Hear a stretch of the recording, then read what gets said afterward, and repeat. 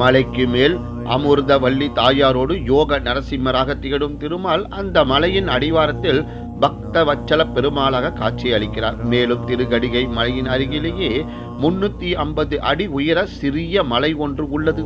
அந்த மலையிலேயே யோக ஆஞ்சநேயர் யோகம் செய்யும் நிலையில் எழுந்தருளிருந்து அருள்பாலிக்கிறார்.